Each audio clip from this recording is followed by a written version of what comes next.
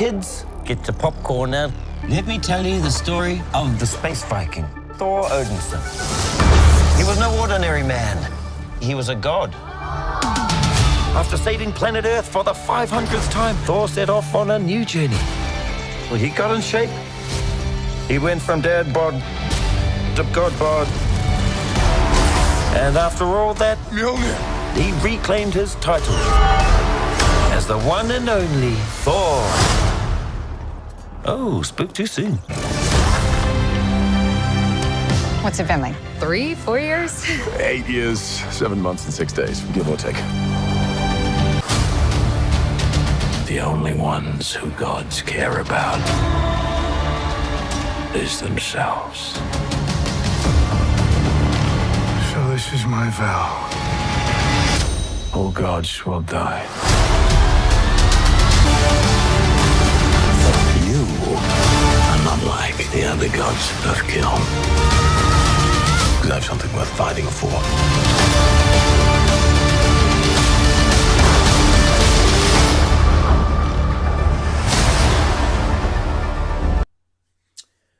Alright, so I just got back from the theater of seeing Thor, Love, and Thunder, and it is so weird for the camera to be right there.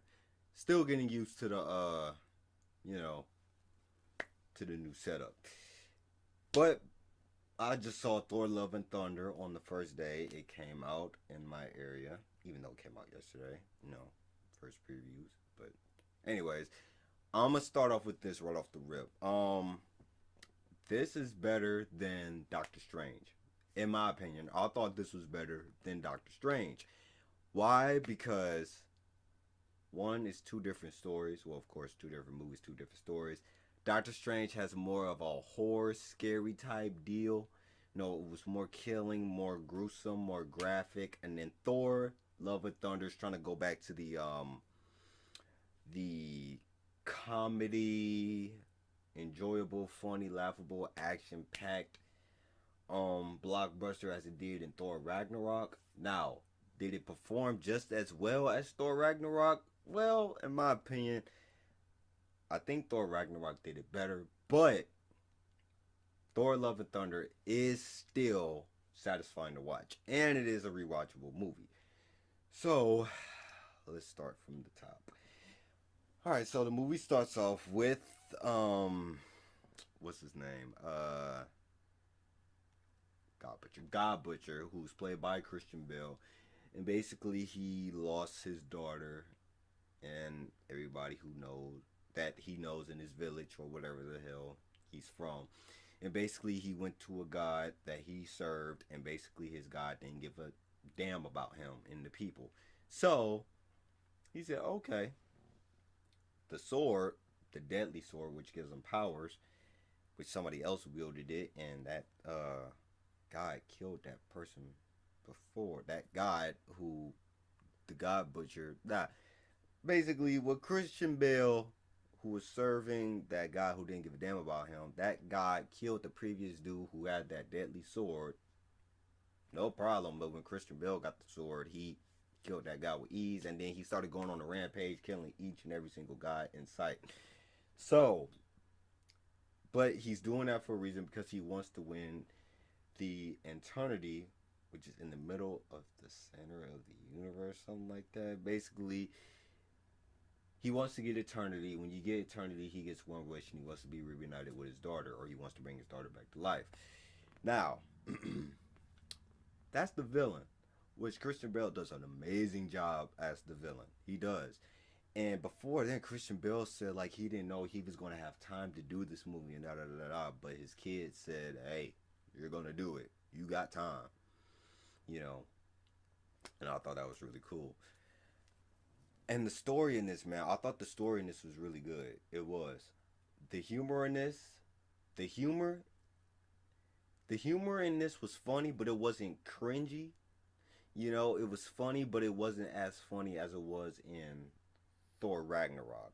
Like I said, it was trying to bring back that old element, that old vibe, but Thor Ragnarok did it better, in my opinion, than Thor Love and Thunder. But Thor Love and Thunder is still, you can still rock with it, basically. you can still rock with it. So what else? All right, so back to the story. The story. Let's go to Jane Foster though. Jane Foster, Thor's ex-girlfriend. She is a badass in this. I'm telling you, she is. And what she is going through, she has cancer. She has stage 4 cancer. And the reason why she has stage 4 cancer is because her mother has stage 4 cancer. So she's going through all types of sickness and illness. Basically, she's going through hell right now. She's going through mental and physical illness. So she's in her lab, and then she said, there's got to be a way. And then she saw all these, I think she saw 2 Viking, whatever the hell, books on top of her book that she actually wrote. And she said, you know what? I'm going to go to the Asgard paradise, which is on Earth, which is being hosted and presidented by, what's her name? Valkyrie. Now, I didn't even get to Thor yet, but I'm still talking about Jane Foster. Jane Foster, you can see, even though she uses the hammer, she's Thor throughout the whole movie. She's Lady Thor, Mighty Thor. I call her Lady Thor, but in the movie she don't like to be called that. But Mighty Thor, whatever. I'm still gonna call her Lady Thor. Lady Thor, she is a badass in this whole movie. The fight scenes, everything, the way how the hammer just it breaks apart, it just scatters like a shotgun, and it comes back. I'm like, ooh. And but throughout the movie, and as she's fighting, you can tell the hammer is actually killing her even more. It's not letting her natural body trying to heal itself or trying to fight the actual stage 4 cancer. All right. But how was she able to get Thor's hammer anyways? Mjolnir. Thor's OG hammer, basically. I don't know how to say it. Mjolnir. I don't know how to say it. But Thor's OG hammer. How did she get Thor's OG hammer? The way how she got Thor's OG hammer was when Thor and Jane, when they were dating at the time, back in the day, Thor told his OG hammer, and says, I want you to make a promise to me. I want you to protect her at all times. Alright? Thor went to sleep, and then Thor's OG hammer, it had the Viking Valhalla symbol popped up on it, and I said, that's it. That's how she was able to wield that hammer. That's it. Because, made a promise to Thor, like, all right, I'll protect your girl. And the chemistry between Thor and Jane is really good. I still didn't see the second Thor movie because I don't know how that chemistry was back then, but you can tell it still picked it up, and I could tell it's better. You know what I'm saying? I'm not saying it gets better and better and better. It was good before. I can tell right now it's great. I'm gonna get to the ending, but I gotta talk about Thor now. Thor, he's not as funny as he was in the third movie though, Thor Ragnarok. That's where I say, it didn't really, perform as good as Thor Ragnarok did when it comes to like the humor and stuff like that, but you can still rock with it. But Thor is still Thor. He still does his thing, The action that Thor does is amazing. His performance, his acting, really good. And Thor overall, he the way how he's letting his feelings get in the way of the battle. He's not really letting his feelings get into the way of the battle. Really, it's really Thor. He just keeps acknowledging it, and it's noticeable that okay, Thor and Jane, they still have feelings for each other, and just At the time, the reason why they broke up is because Thor was busy at the time with the Avengers, and Jane was busy with her work in the lab, being a scientist and writing books, her being a doctor, her doing her G thing. They were just too busy, and then, they couldn't, their connection fell apart. But as they're on this journey trying to defeat the God Butcher, their love starts getting stronger. And there is a scene where I can tell why people think Christian Bale's acting was a little scary, because he was a good villain. He was a good villain, because there was a time where he made Valkyrie cry. He held her captive, and there was a point where I thought Valkyrie was gonna die. I was like, no, not her. Not Valkyrie. Please don't kill her. No. But she lives. But somebody does die in this movie. I'm not going to say who. But you will see that person again. Hopefully. I didn't even talk about Thor as much, though. Because I don't know. I'm not really talking about Thor all that much, because I don't know. His performance is better, but it's just hey, it's Thor. Glad to see him. That's really how I feel. Glad to see him. He's still doing his G thing, and it's really good. Now, the ending of this. Oh, the God Butcher, when he goes down to Earth, he comes to Earth and he kidnaps all the Asgardian children. I don't know why he kidnapped the children, though. Now that I really think about it, why did he kidnap the children? For those who saw the movie, comment down below. Why did he kidnap the children? I still don't see why. Oh, one of the children is Idris Elba's son. Oh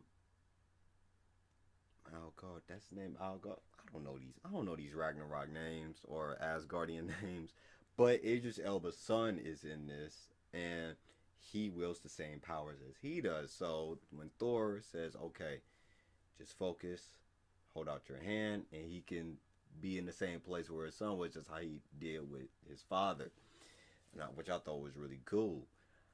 And there was a scene where I thought it was cool, where Thor and the kids, Thor gave the kids his powers, and they all were fighting as the army and during the final battle. And it did get to a point where Jane Foster, she was fighting at the end as well, but she was dying, but she wanted to save the kids. Overall, this movie was pretty good, man. I enjoyed it. Because the reason why I say, I think she stole the show. I don't know. I think she stole the show, man. I think Jane Foster stole that show. But I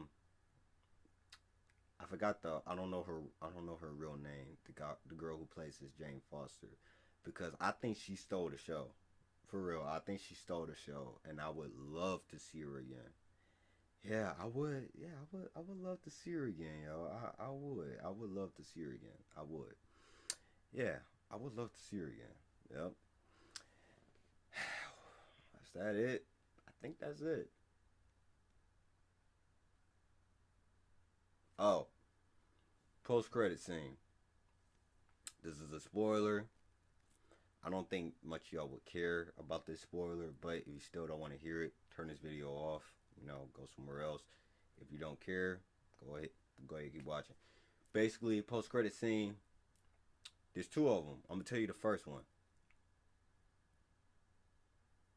I'm not gonna tell you the second one, but the second one is satisfying though. But the first one, Hercules, is coming back. I mean, not coming back, but Hercules is coming. Yep, Hercules. Yep, that's all. Zeus is alive because Thor kills him, which we thought he killed him. But Zeus ain't shit in this movie. I'm not lying. Zeus ain't shit in this movie. He ain't nothing. But I'm gonna let y'all watch it.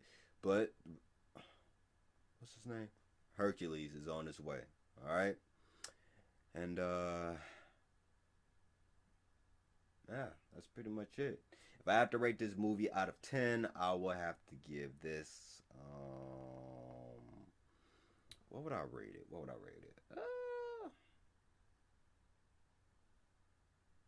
I'm gonna give this a 9.5 out of 10. Post comments down below and let me know what you guys think about this movie, review of Thor: Love and Thunder. Please leave a like, subscribe, and share. It's stay tuned for my book, The Prodigy. That is out today. That is out right now. I'll leave the link in the description down below. It is on Kindle. Feel free to read it. It's there for you guys to enjoy. I put my heart and soul into it. I know you guys will enjoy it. All right. Am I forgetting anything? No. Am I forgetting anything? No. I'll see you guys next time. God bless. We're out of here.